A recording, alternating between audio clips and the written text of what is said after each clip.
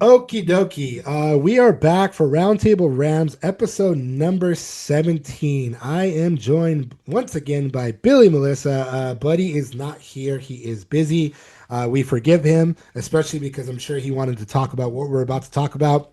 But we're going to dive right into the first round for the Los Angeles Rams in the 2026 NFL Draft and their choice to pick a player that we said don't pick. Not that they would listen to us, but apparently everybody said don't pick at number 13, but they did it anyway. So I'll just say it very strangely, very oddly, very shocking. The Ravens went and picked Nope, Alabama the quarterback. Rams. The Rams, sorry, not the Ravens. The Rams, thank you. I'm all messed up already. The Rams went and picked Alabama quarterback Ty Simpson with the number 13 overall pick, much to the chagrin of everybody in the ether of the NFL world, fans, pundits, analysts. Well, not everybody. Dan Orlovsky was so excited about it because he kept saying how much Ty Simpson is going to be that guy. So the Rams went quarterback. They picked Matthew Stafford's successor, hopefully. They ignored all of their I other. sure hope it is if you They doing went all that. they went and ignored all their other potential needs. Not that they have or had many. We predicted many times over that they would go Makai Lemon, who was right there for them to take. They were even projected to take someone like Spencer Fano or even Vega Ione, who went to the Ravens at number 14. They could have done the same thing there. They could have gone Kenyon Sadiq if they really wanted to, which I don't think they should have. They didn't, but yeah. I think it was just a massive shock.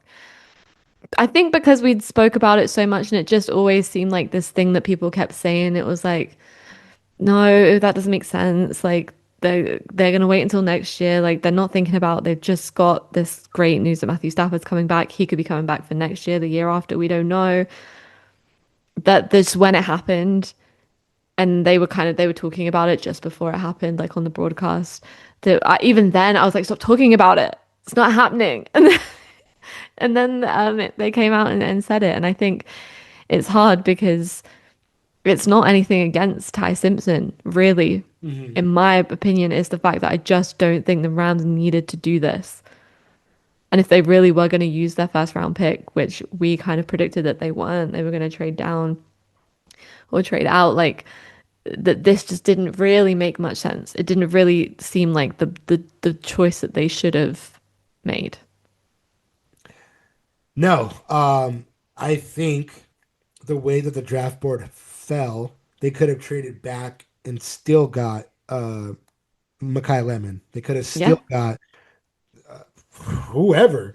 Um, Again, this is not a knock against Ty Simpson. Ty Simpson had a great Nope. senior year, but he's only got 1 year as a starter. That's been his biggest knock. That people don't quite know what he is because has he faced that much adversity? Not really. How is he going to answer that? But I will say, to the benefit of the pick, it's smart in the sense of like I thought they were going to get Ty Simpson. I thought they would have traded either lower in the first round or even out of the first round and got him in the top of the second. Yeah. They obviously didn't do that. I think he would have gone probably to the Cardinals at the top of the second, which is why the Rams would have needed to trade down to somewhere in there. But we don't know if they were fielding calls to do so. It doesn't seem like they did at all. I think they were just locked in on Ty Simpson, and they were like, "This is the guy we're taking at number 13, and nobody's going to stop us," because I don't think anybody would have stopped them to doing that. It's just, yeah, it's a very strange pick right now. There's videos that popped up of people thinking that Sean McVay is very upset about it. He did not look happy, and as he was answering questions in his press conference about it, he was very adamant in stating that this is Matthew Stafford's team, which obviously that's not something that you need to say, but maybe it is because people are like, "Oh, Ty Simpson's going to go and win the starting job." Hell no, but Not right uh, now. no, no, no, not at all. But so there's a few things to kind of go over with this pick, just because it's the pick that nobody expected to No. happen when it happened.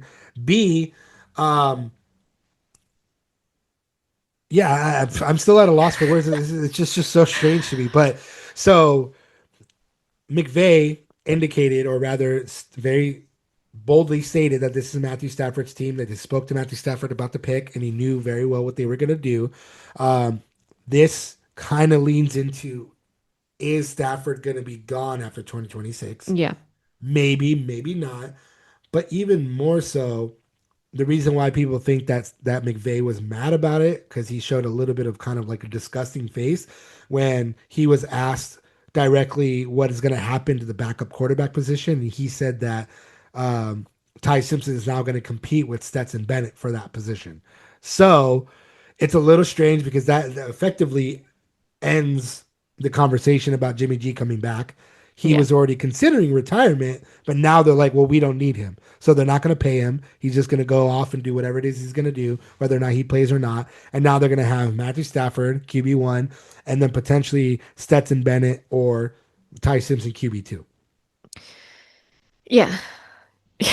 Yeah. Well, yeah. So I think for me, like the thing that I was curious to hear about was this whole meeting with Les Snead and Ty Simpson. And I think that Ty Simpson's parents were in the like went to the Rams facility during the Rose Bowl, and it seemed like almost Les Snead had kind of basically told Ty Simpson to declare for the draft, was what I was getting on the broadcast yesterday. And I think then when I heard that, I was like, well, that makes complete sense, and that this happened the way that it happened. But I still have to ask why. And it's just really that, like, I can't, and especially if what you're saying is he's coming in to compete behind, then like, why are you doing that with your number one pick of this year's draft? You know, your number one pick. That's the first guy you've chosen in the first round for a while, and so and you're going to make him come in and go behind the guy that's already. But like, it doesn't make much sense. I think Les Snead obviously really sees something.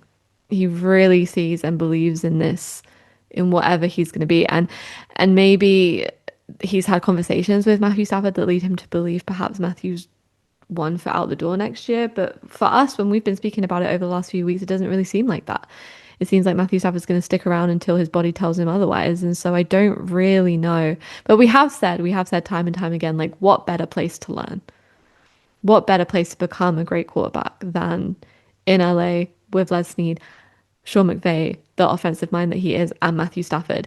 So maybe he just really sees, Les Snead just really sees this potential in him to come in and learn from this. But if you've already got a coach that's reluctant about it or resistant or not sure, like how well is that going to play out for them? Yeah. Yeah. Again, during the press conference, well, first, Les Need made a good point, but he said that he said that he hates the idea of believing that one team is one player away from going to the Super Bowl. And I agree Mm, with that. I don't yeah, think that they needed just Makai Lemon and then they were going to go right to the Super Bowl. No, no, but this team is already Super Bowl ready. We know this. yep, They do have a need at wide receiver, but they can still go get a wide receiver later down in the draft and see what happens. And they still have Xavier Smith and Kanata Mumfield to figure out if they're the guys that can elevate their game. They're still young players, so we'll see. And yeah, I agree with that. I don't think that they're one player. I don't think that if whoever they would have taken at number 13 apart from Ty Simpson would have just pushed them right into the stratosphere of being a Super Bowl favorite. But they're still a Super Bowl quality roster. We know this. It's just strange to go and get Ty Simpson with that in mind, what you just said, the fact that we don't know that Matthew Stafford isn't going to play past 2026. And according to McVay, he will. And, he believes he will. And we've seen I the believe he will. I believe he will too. I think, like, exactly like you just said, he's going to play until the wheels fall off. He's going to play until he cannot play at his level. And you just, at 38, got the MVP award, played the best season of your career at 38. And, like, you think about that, he's not going to somehow not be good in 2026. And then past that, if they go get another Super Bowl, or if they go get the Super Bowl, let's say, is he going to ride off into the sunset, or is he going to want to chase it one more time? Yeah. Especially with the team that the Rams have right now. that are still all young, that are still all dynamic players that are growing, that are still going to be there in 2027 as well. Obviously, you're running into a situation where you have to start extending these guys, but the way that the Rams operate and Les Snead operate, you're going to get these guys to stay no matter what. You know, Hmm. you got all of the Kobe Turner and your Byron Young and everybody else that's up for an extension and Puka Nakua, you're going to figure it out to keep them in the building. And that's your core guys anyway. So obviously there could be a lot of different other changes in 2027, but I think the core of this team is going to stay together these next two seasons. And so I think Matthew 100%. Stafford understands that and he's going to still rock with that. And he's going to go until the roster doesn't go in a great way or he cannot physically play anymore, which he's proven that he continues to do so even through major injuries or pretty severe injuries. So yeah, it's just a very odd pick. And even McVay was very bold or very cold, and he was like, "This was about addressing the backup quarterback position." Was it? Was it? Was it? Was it? Because for me, I just think like a rookie quarterback isn't a backup quarterback, personally. Like in a Super Bowl caliber team, a team that was one game away literally from going to the Super Bowl, like what are you going to do? Throw him in the NFC Championship game when Matthew Stafford goes down, he's going to be the hero like against the Seahawks potentially? Like I don't think so, really, personally, but I'm not Les Snead, I'm not seeing what he's seeing. I don't have the eye that he has, but I don't get it. I don't see him as being insurance for Matthew Stafford if he gets injured. I don't see him being the future of the organization personally. I can't wait to be in an edit where Ty Simpson's scooping up Lombardi trophies. I hope so. I hope that that's what his career does. But it just seemed, again, want to reiterate, it is nothing against Ty Simpson. I just really do think he would have still been there in the second round. And I Yeah, don't really know any other team that would have been chasing him down the prob- same way. probably the Cardinals. Probably the Cardinals. But regardless of that, so it's a little bit of breaking news here. Stu Jackson of the Rams.com. Les Need was on Sedano and Cap on ESPN Los Angeles and said about the pick at the macro level, to keep it simple, we've always known that there will be a time when we need our future quarterback. And the way the stars aligned in this draft, that was an opportunity we felt like we should take. This directly goes against what he said a mere couple of months ago, where he said they're not in a rush to get that backup quarter or to get that successor.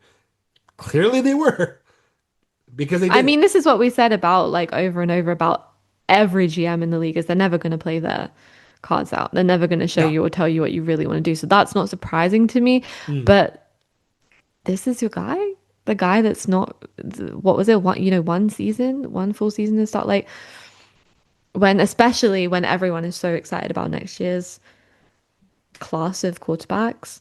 And then you really are maybe 1 year or 2 year even away from Stafford's retirement because if he keeps going like Aaron Rodgers is, he's got 3 more years in him at least. So what Ty Simpson's going to sit on the bench for 3? I think you can't really build in the NFL until you get on the field. Like it happened with Lamar Jackson when Mm. they just traded him out one day and said, Flacco sit down, Lamar get up. Patrick Mahomes, same thing. Yeah, it happens. Same thing.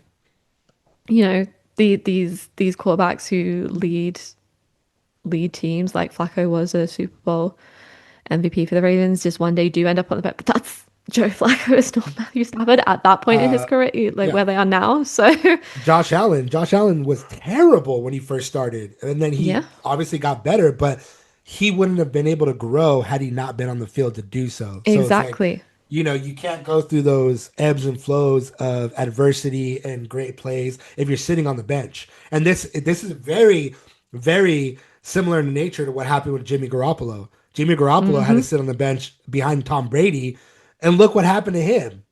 Look what happened. So I think you're hitting the nail on the head there. Like you run the risk of you went and got number 13 overall. You got Ty Simpson, but for him to sit on the bench for 2 years minimum because And we then you want him to be the star.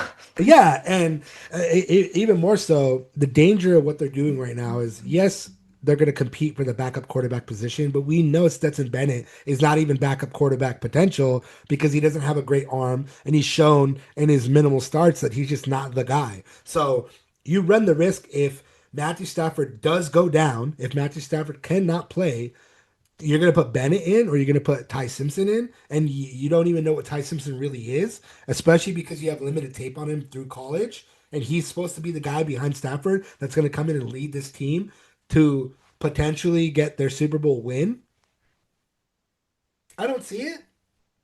No, I think it's hard. It's going to be hard with a presence like Matthew Stafford's presence, at 38, having been through all of that, having been through so much adversity across his career, to then step in this 23-year-old.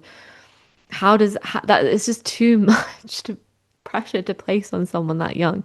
You want him to come in and do what? And the quarterback, Matthew Stafford does lead this team. He is the face of the team. He is the guy. He's the veteran presence in the room. Mhm. Where does that fall after him? I don't really know. It seems it's just so difficult for me to talk about because it's like it's not him. It's really not him. It's him with the Rams. Mhm. It's really him with the Rams. I can't really piece it together. It doesn't make much sense to me.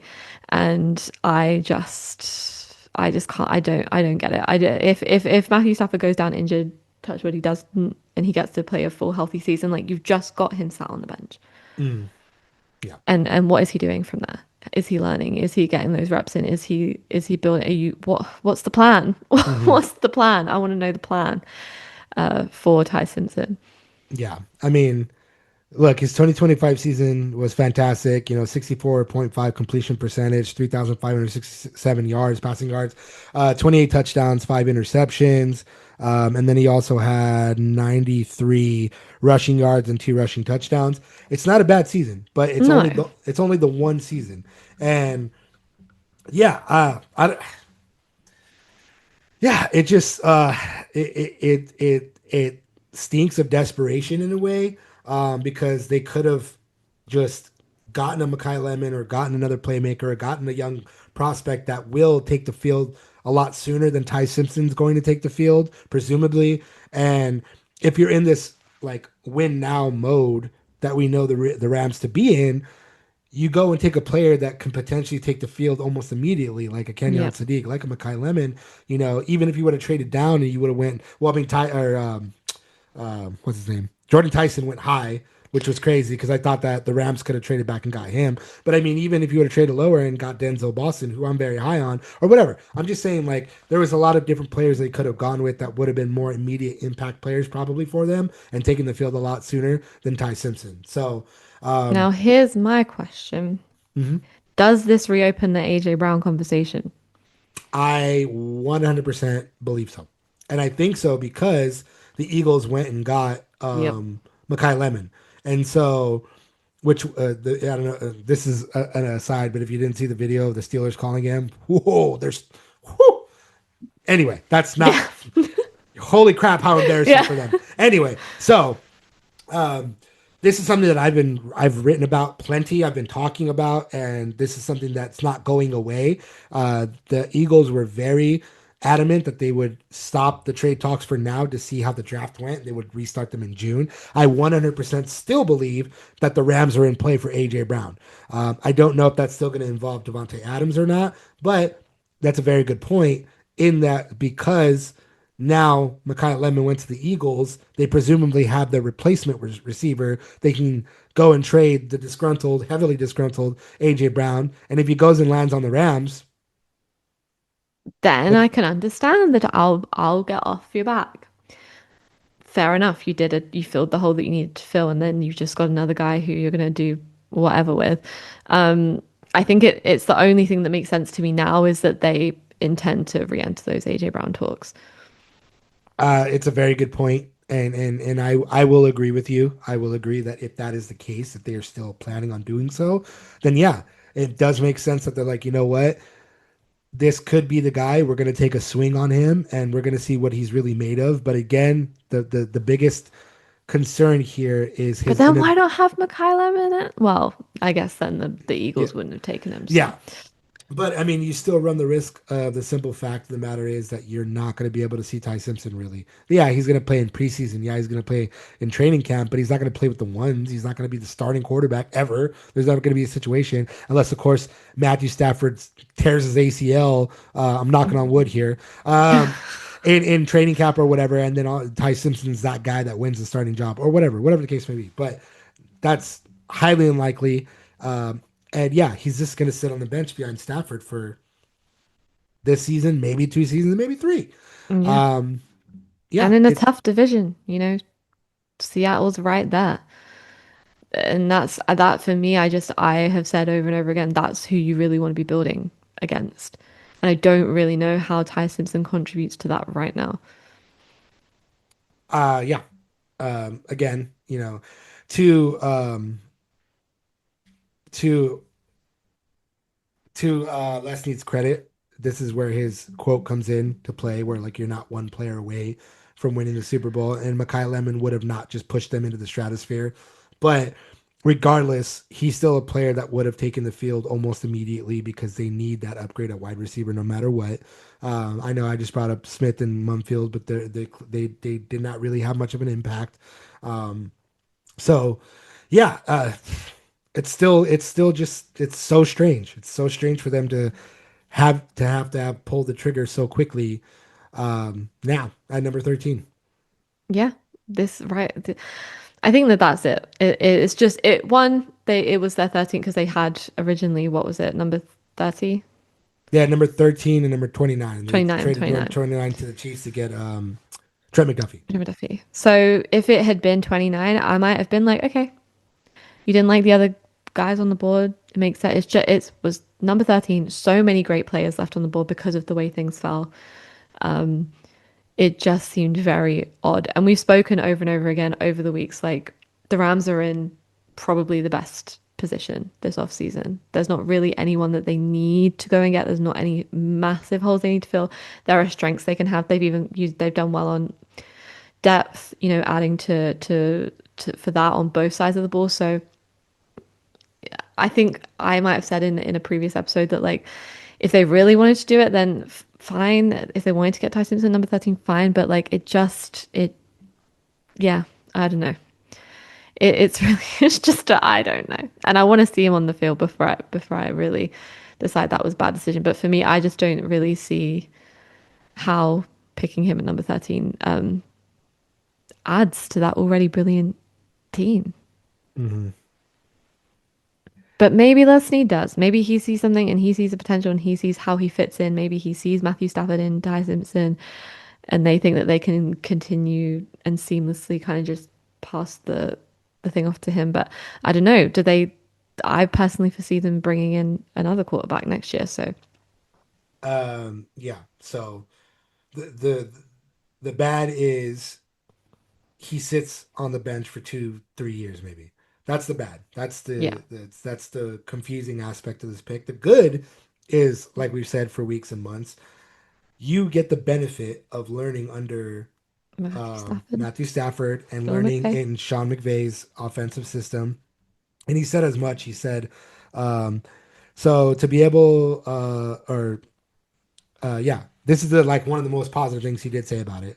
So to be able to have somebody you can evaluate a body of work where he was asked to play the position, a lot of things that do translate in terms of concepts, reading with his feet, some of the different things in the drop back and the play action game, the movement game. There's a lot of things that Coach Grubb did that's very similar to kind of how we operate. So it made an easier evaluation to be able to kind of say, all right, what would that look like if you did translate it to our level? So scheme fit, I guess, is a bonus for them. But again, like why does that matter when you're not going to take the field? Is he a part of future plans? Does he help them trade in the future? Yeah. Quarterback needy teams. Is he a benefit for the future? But I just don't see Les Snead really play like that. I feel like he clearly sees something in him, like you just said there. But the rest of the league can't see it yet. And maybe Les Snead will be heralded as a genius when Matthew Stafford finally steps back. But right now, I think everyone's going to be confused. And I really do hope that Ty Simpson comes out and proves everybody wrong and shows that he was the guy. He was always going to be the guy. And there's just something there about him. We can always just go back to the Tom Brady story, round Yeah. six. Yeah. No one I, believed in I, him. yeah. Again, we don't know who's going to be what, who Nope. can be what. We have no idea. This is just like, you know, gut reaction. This is just Yeah, instinctual reactions. We don't know. Ty Simpson could very well end up being an all pro he could be quarterback. that guy. We don't know. But just in what the way that this Rams roster is built right now, what they're aiming to do, especially in capitalizing on Matthew Stafford's shrinking playing career as well as championship window, it's just a very odd pick to go and get Ty Simpson right now at number 13 overall. Um, and yeah, they're preparing for the future, but bleh, it's a very odd pick. It's gonna remain an That's odd all. pick. Let's see what they do next. Yep. That's it. That's all we got to say. We're keeping this one a little bit shorter because that's really nothing else to say about the Rams right I now. think everybody feels the same way, Yeah. isn't it? Just like the Rams have been secretive all off season. Now they've done something weird. This is the first thing that they've done. Yeah, and this is this was their plan all along, and hats off to them for being one of the most confusing teams in the first round because everyone thought they were going to trade back or get Makai Lemon or trade up for Spencer Fano and all these things. Nobody thought they were going to get Ty Simpson at number 13 except for Dan Orlovsky apparently. But cool. We'll see what happens. This has been Roundtable Rams episode number, I believe I said 18, 17, Hmm. excuse me. We're going to be back next week with the full podcast crew. Thank you, Billy, for joining me once again. We'll be back next week to talk more in depth about the draft, about what happened, our favorite picks, our not so favorite picks. Obviously, we're going to have a lot more to say about with everybody in the building. We will have a lot more to say about Ty Simpson. But yeah, we will be back.